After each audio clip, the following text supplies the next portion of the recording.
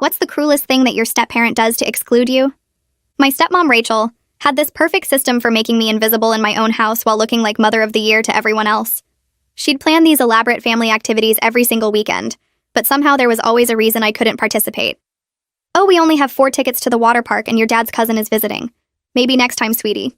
Or she'd sign up her bio kids, Tyler and Madison, for activities that conveniently conflicted with anything I was involved in. Your soccer game is the same day as Tyler's piano recital, and we really need to support him as a family. You understand, right? The worst part was how she'd document everything on Facebook, making it look like we were this perfect blended family. She'd post photos from their outings with captions like "blessed to spend quality time with all my kids," but I was never in any of them because I was always at home or at practice or studying for the test she insisted I needed to focus on. When relatives asked where I was, she'd say things like, "Oh, Jamie preferred to stay home and read," or Jamie had other plans with friends, making it sound like I was choosing to exclude myself. She got really creative with holidays too. Every Christmas, she'd have matching pajamas for everyone, but mine would mysteriously get lost in shipping. She'd act so disappointed and promise to reorder them, but they'd never arrive in time.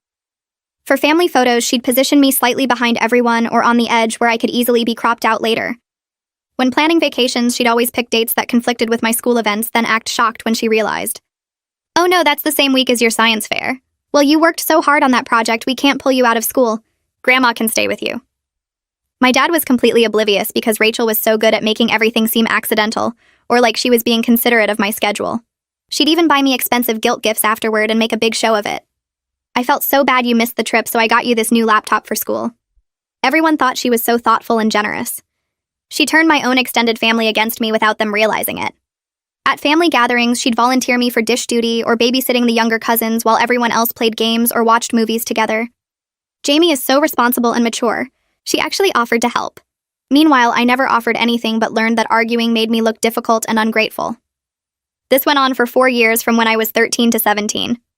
Rachel had successfully made me a ghost in my own family, while maintaining this image of the devoted stepmother who tried so hard to include her difficult stepchild. The breaking point came during my senior year. I'd been accepted early decision to my dream college with a partial scholarship. It was this huge achievement that I'd worked for years to accomplish.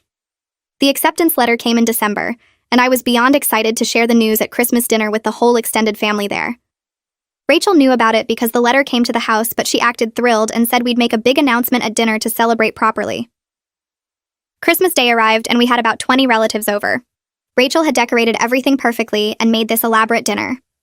Right before we sat down to eat, she stood up with her champagne glass to make an announcement. She started talking about how proud she was of her family and all their accomplishments this year. She mentioned Tyler making the honor roll and Madison winning